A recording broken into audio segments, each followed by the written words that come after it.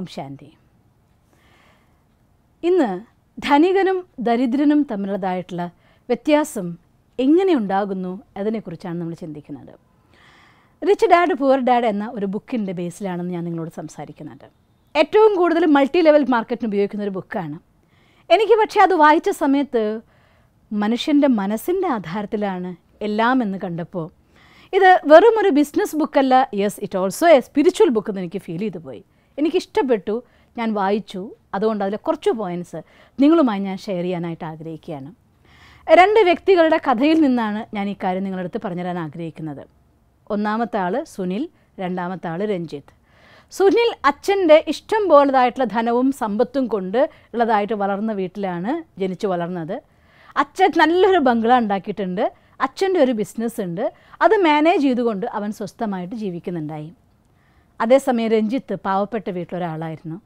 അയാൾ സമ്പാദിച്ച് കഷ്ടപ്പെട്ട് തൻ്റെ ഒരു ബിസിനസ്, ഒരു ഷോപ്പ് ഉണ്ടായിരുന്നു, സാധനങ്ങൾ കൊടുത്ത് പലയിടത്തുനിന്നും കളക്ഷന് വേണ്ടി പലയിടത്തും പോകേണ്ടതായിട്ട് അയാൾക്ക് വരുമായിരുന്നു. ആ യാത്രേനെയൊക്കെ മാനേജ് ചെയ്യാൻ വേണ്ടി ഒരു ചെറിയ കാർ ഒരു ദിവസം തൻ്റെ വീട്ടിൽ വാങ്ങിച്ചു. കാറ് വാങ്ങിച്ചതോട് കൂടിയിട്ട് സുനിലിൻ്റെ മനസ്സിൽ കോമ്പറ്റീഷൻ വന്നു.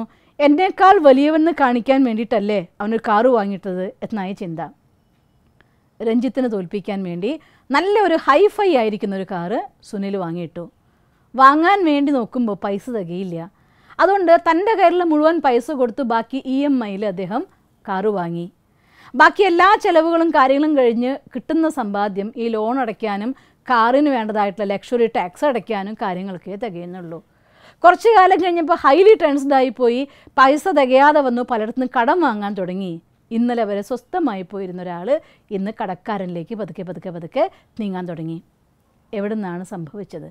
ഇവിടെയാണ് ഒരു റിയലിസ്റ്റിക് ആയിരിക്കുന്ന ഒരു കേസ് സ്റ്റഡി നമ്മൾ നോക്കേണ്ടത്. വാസ്തവത്തിൽ മനുഷ്യൻ്റെ മെൻറ്റാലിറ്റിയാണ് അയാളെ ധനികനും ദരിദ്രനുമാക്കുന്നത്. ആ ബുക്കിൽ പറയുകയാണ്, ഒരാൾ ദരിദ്രനായി ജനിച്ചു എന്നത് അയാളുടെ തെറ്റല്ല, ദരിദ്രനായി മരിച്ചുവെങ്കിൽ അയാളുടെ തെറ്റ് എന്നാണ്. ജനിക്കുന്ന സമയത്ത് നമ്മുടെ മുജ്ജന്മഗത കർമ്മങ്ങളാണ്, നമുക്ക് മാറ്റാനാവില്ല, അറിഞ്ഞുകൊണ്ട് ചെയ്യാൻ കഴിയില്ല, കഴിഞ്ഞുപോയി അത്. ഇന്ന് ഈ നിമിഷം തൊട്ട് എൻ്റെ മനസ്സിൽ ഞാൻ എന്ത് ചിന്തിക്കണം, ഏത് ടൈപ്പ് ഓഫ് ആറ്റിറ്റ്യൂഡ് ഞാൻ ഡെവലപ്പ് ചെയ്യണം, എങ്ങനെ ഞാൻ പ്രവർത്തിക്കണം, അതിൻ്റെ ഫുൾ ഫ്രീഡം നമ്മുടെ കയ്യിൽ ഇന്നുള്ളതാണ്. അതുകൊണ്ട് മനുഷ്യന്മാരുടെ ആറ്റിറ്റ്യൂഡാണ് ഒരാളെ കടക്കാരനാക്കുന്നതും ഒരാളെ ധനികനാക്കി മാറ്റുന്നതും. അതുകൊണ്ട് ദരിദ്രരായിട്ടുള്ള ആളുകളാണെങ്കിൽ, എന്ന് വെച്ചാൽ ദരിദ്ര മെൻറ്റാലിറ്റി ഉള്ള ആൾ, ദരിദ്രരെന്ന് ഞാൻ പറയില്ല, ആ ദരിദ്ര മെൻറ്റാലിറ്റി ഉള്ള ആളുകളാണെങ്കിൽ അവർ ചെയ്യുന്ന എന്തായിരിക്കും എന്ന് വെച്ചാൽ കിട്ടിയതിനേക്കാൾ കൂടുതൽ പൈസ ചിലവഴിക്കാൻ വേണ്ടി എപ്പോഴും നോക്കും. പലപ്പോഴും നമ്മുടെ നാട്ടിൽ എക്സ്ക്യൂസായിട്ട് ബിസിനസ് മാൻമാർ പലരും പറയുന്ന കാര്യമാണ്, നമ്മുടെ സ്റ്റാറ്റസ് കീപ്പ് ചെയ്ത് പോയാലേ ആളുകൾ നമ്മളോട് സംസാരിക്കൂ എന്ന്.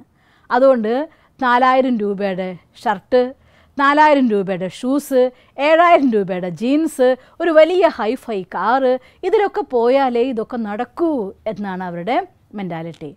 റിസൾട്ട് ആ കാര്യങ്ങൾക്ക് വേണ്ടി അവരവരുടെ വരുന്ന പൈസയേക്കാൾ കൂടുതൽ ചിലവഴിക്കുകയും, നേരത്തെ പറഞ്ഞ പോലെ കടത്തിന് മേലെ കടം, അഥവാ കിട്ടിയതിനേക്കാൾ ഒരുപാട് പൈസ ചിലവഴിച്ചുകൊണ്ട് അവർക്ക് ചിലവാണ് കൂടുതലായിരിക്കുക. ചിലവും വരവും നോക്കിക്കഴിഞ്ഞാൽ എന്നും വരവ് കുറവും ചിലവ് കൂടുതലൊരു കണക്കിലേക്ക് അവർ യാത്ര ചെയ്യും. അതുകൊണ്ട് പതുക്കെ പതുക്കെ ദാരിദ്ര്യത്തിലേക്ക് അവർ നീങ്ങിക്കൊണ്ടിരിക്കുകയാണ്.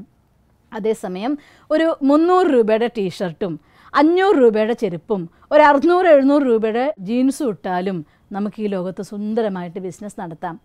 അധികം ആൾക്ക് അറിയുന്നില്ല നിങ്ങളിട്ട ഷർട്ടിൻ്റെ വില എന്താണെന്ന്, നോക്കാൻ തന്നെ പോകുന്നില്ല. ഭംഗിയുണ്ടോ, റോയലായിട്ടുണ്ടോ, നന്നായിട്ടുണ്ടോ, നല്ല കഴിവുണ്ടെങ്കിൽ നിങ്ങൾക്ക് ചുരുങ്ങിയ വിലയ്ക്ക് നല്ല സാധനം വാങ്ങിക്കാവുന്നതേ ഉള്ളൂ.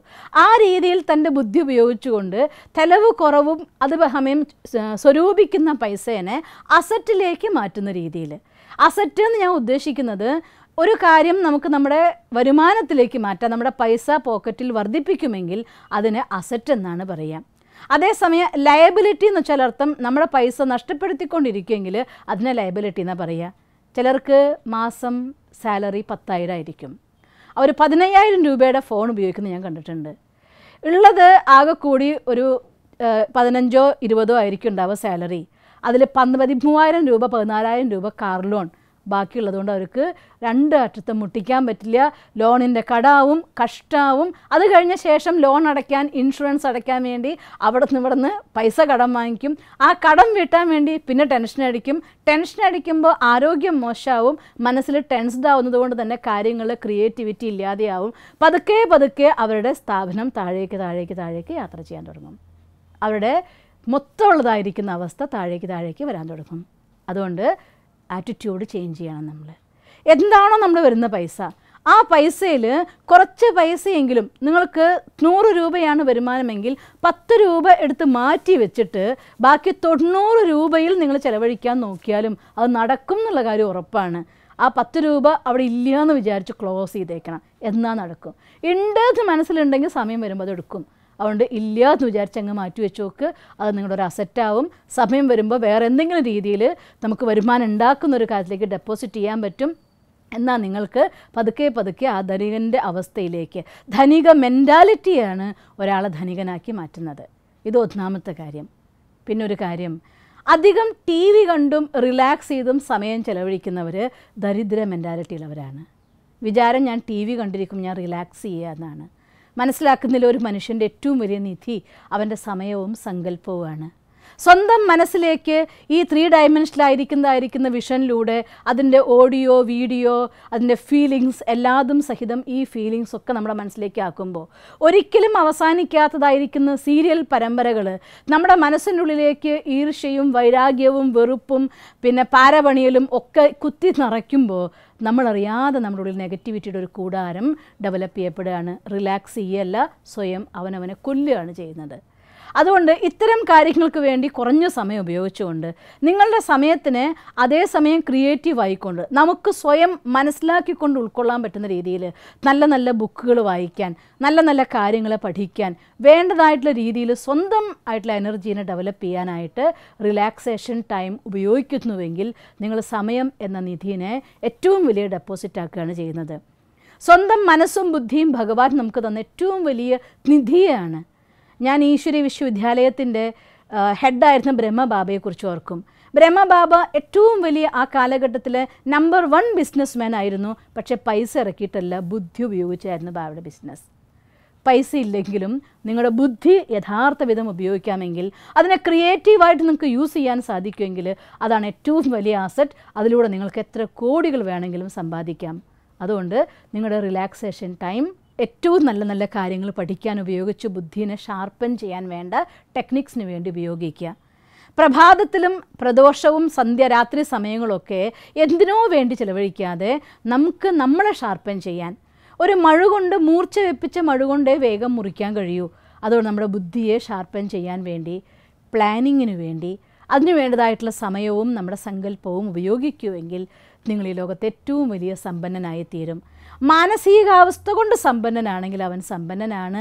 മനസ്സുകൊണ്ട് ദരിദ്ര മെൻറ്റാലിറ്റി ആയാൽ അതിൽ ദരിദ്രനാവുകയും ചെയ്യും. ഞാൻ ആ ബുക്കിന് മുഴുവനായിട്ടൊന്നും വിശദമായി പറഞ്ഞിട്ടില്ല. അതെനിക്കിഷ്ടപ്പെട്ട സാരം ഒരു പോയിന്റ് ഇന്ന് ഞാൻ നിങ്ങളുമായിട്ട് ഷെയർ ചെയ്യുകയാണ്. അതുകൊണ്ട് നമുക്ക് റിച്ച് മെൻറ്റാലിറ്റി ആകാം, പൂവർ മെൻറ്റാലിറ്റി വേണ്ടെന്ന് വയ്ക്കാം. സാധനങ്ങളുടെ ആധാരത്തിൽ സാധനയാകരുത്. സാധനയുടെ ആധാരത്തിൽ സാധനങ്ങൾ ഉപയോഗിച്ചാൽ സാധനം നിങ്ങളുടെ ദാസനായി കുമിഞ്ഞുകൂടും. സ്വയം പരമാത്മാവിൻ്റെ മഹാവാക്യം ഇത്തരുണത്തിൽ ഉദ്ധരിച്ചുകൊണ്ട് ഞാൻ നിർത്തുന്നു. ഓം ശാന്തി. ഈ വീഡിയോ നിങ്ങൾക്കിഷ്ടപ്പെട്ടുവെങ്കിൽ തീർച്ചയായും ഈ യൂട്യൂബ് ചാനൽ സബ്സ്ക്രൈബ് ചെയ്താൽ, കൂടാതെ please like it and share it. ഒപ്പം ഞങ്ങളുടെ ഫേസ്ബുക്ക്, ട്വിറ്റർ, ഇൻസ്റ്റാഗ്രാം കൂടി ഫോളോ ചെയ്ത് നിങ്ങളുടെ പ്രോത്സാഹനങ്ങൾ തന്നാലും. നിങ്ങളുടെ അഭിപ്രായങ്ങൾ ഞങ്ങൾക്ക് ഏറെ വിലയേറിയതാണ്. അത് കമന്റ് ബോക്സിൽ എഴുതിയാലും.